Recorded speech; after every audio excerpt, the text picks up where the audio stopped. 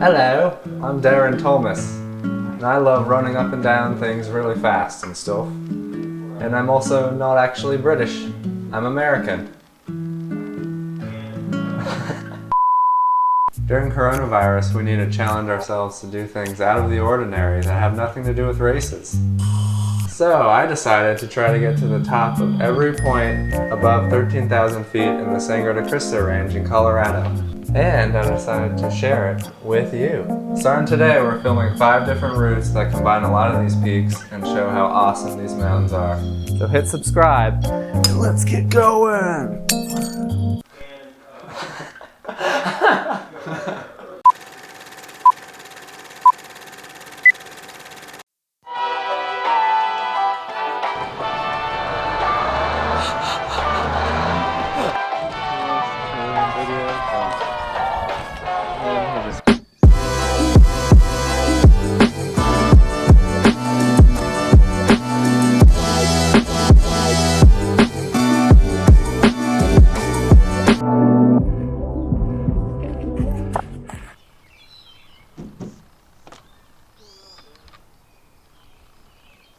So the reason I chose Sangre de Cristo Mountains for this project is because it's this big, long, narrow mountain range that goes forever. And the way you can combine these mountains is really awesome. You can basically just bust up to the ridge and then get 6 or 7 in a row before heading back down.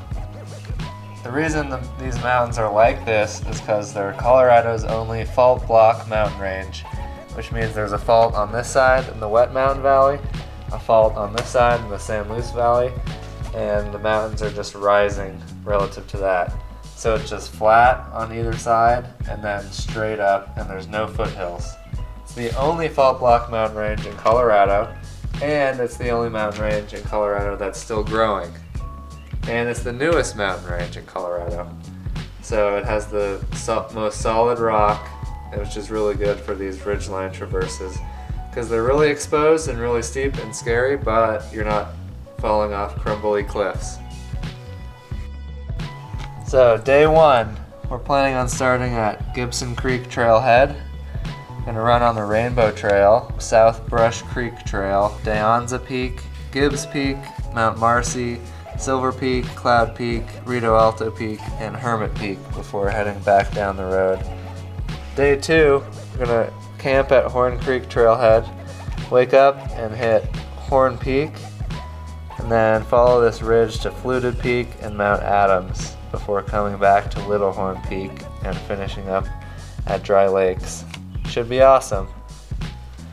Oh, and yes, I still use paper maps. So what?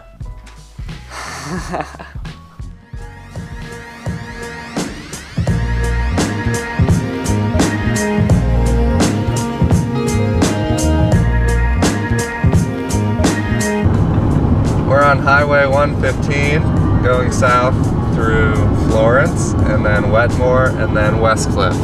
And then we're going to Gibson Creek Trailhead today. How long are we running? I don't know.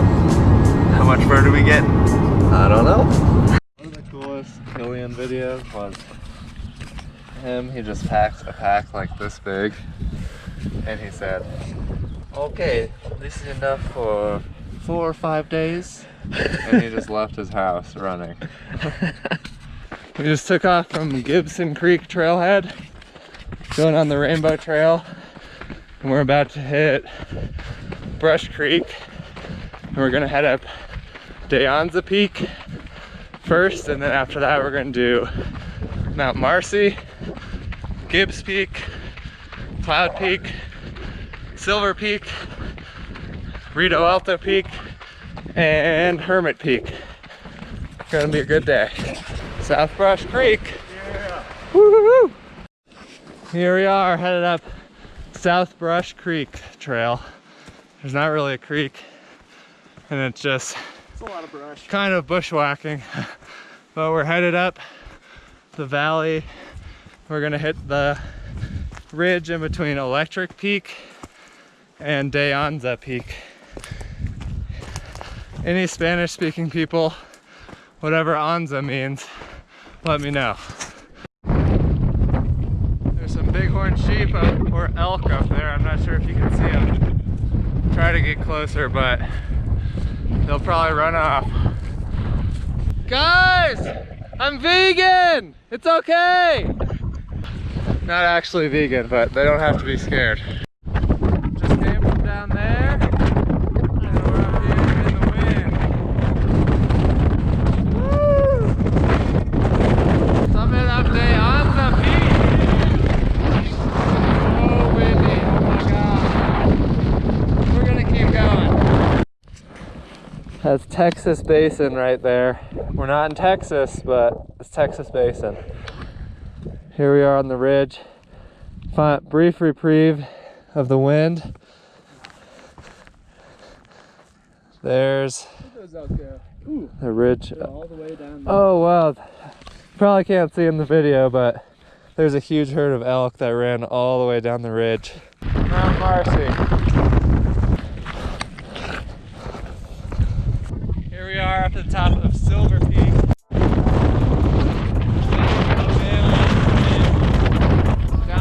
Lakes.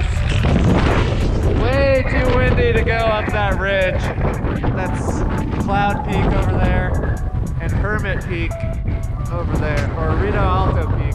Cloud Peak, Rito Alto Peak. That was the plan, but it is way too windy up here to be safe on that ridge. So we're going down there, Lakes of the Clouds. Still got 4 peaks, so the mountains do not want us here today. They're yelling at us. Hopefully tomorrow we got better luck. So today was a complete failure of a run, which means it was actually an amazing success. We basically jumped over logs for 3 hours in the woods, got up to a ridge, encountered 100-mile-an-hour wind maybe. I don't know, I don't have a wind measure, but at some points, you know how you lean into the wind? You've seen videos of people leaning into the wind and it holds them up. I thought they were just lying, but that's how it was on the ridge. So we did 4 peaks up there and just bailed down into this valley, which ended up being really beautiful, and it was long enough already. So in 8 hours we saw 1 person, probably 30 elk. That's a pretty good human to elk ratio, I think. So we were planning on hitting 2 or 3 more peaks before we ended up bailing down the canyon, but we didn't, and that actually provides a lot more motivation to get after it tomorrow.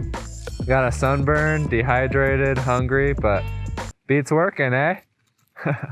I really like looking at runs as art projects. Just the variety of different types of running there are. So you can run flat on the road, you can run steep mountains, which sometimes isn't even really running. You can run flat trails, you can run short, you can run long, you can run really long. And I just really like that aspect of combining all those into different types of landscapes and different types of runs. I live in Colorado Springs, which is perfect for combining all these different types of running. It's got flat bike trails, high alpine trails, and everything in between. So if you look at every single run like an art project, things happen that you have to figure out with gear, nutrition, weather, hydration, whatever else. Races and personal goals are really long-term art projects, where every single day is a brush stroke you have to refine, correct, and use differently every single time. So changing your perspective really makes bigger and bigger things possible in racing and adventuring in places like this.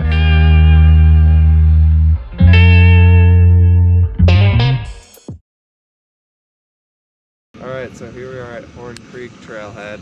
Super early today because we got up hoping that it's not going to be super windy up there today.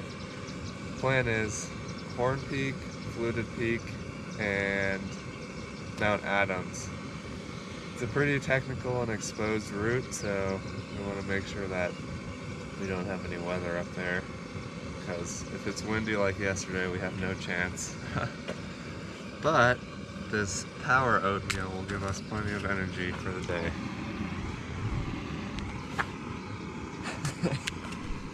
Here we are at sunrise on the Rainbow Trail, about to head up Horn Peak. Gonna be steep! See the sunrise through the trees over there. There she is, This trail isn't messing around. Going straight up. Just the way we like it, right, Ian? Heading up the ridge on Horn Peak. Absolutely beautiful day. We're starting to get better views. There's Crestone Needle poking up over there. Fluted Peak, Colony Baldy, whole wet mountain valley. Spread Eagle Peak, that's what we did kind of yesterday. And here's my out of shape cameraman.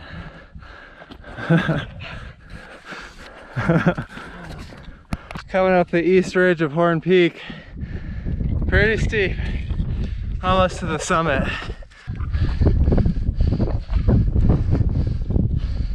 The plan is to go up Fluted Peak and Mount Adams from the top of this, but it's getting windy again, and Ian is dying today. Oh my God! Woo!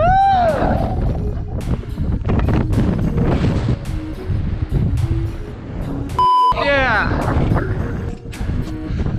This is so awesome up here. That's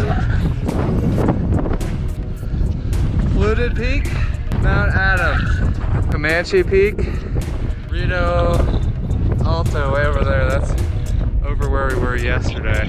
Oh, this is Little Horn, right up in front. Crestone Needle, Crestone Peak, and Kit Carson.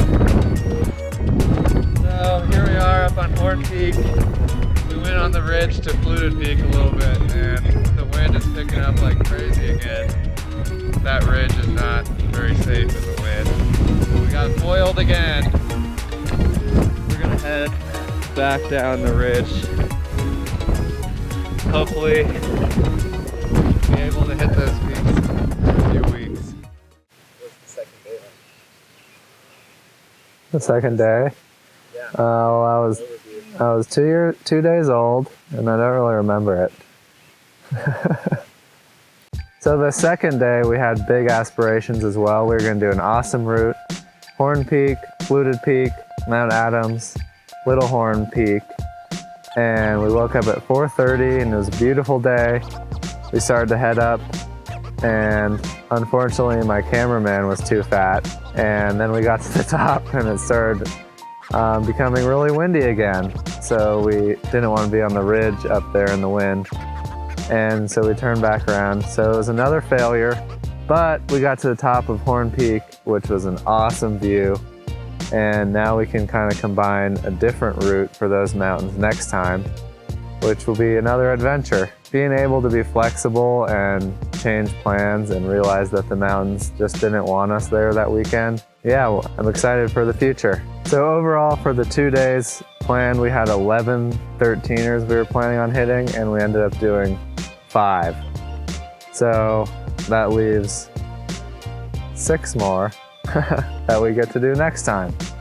So the second day we missed Mount Adams, Fluted Peak, Little Horn Peak. But since we missed those, that opens up another route to cross over the entire mountain range from Comanche Peak over to the town of Crestone. So stay tuned. Go Longhorns!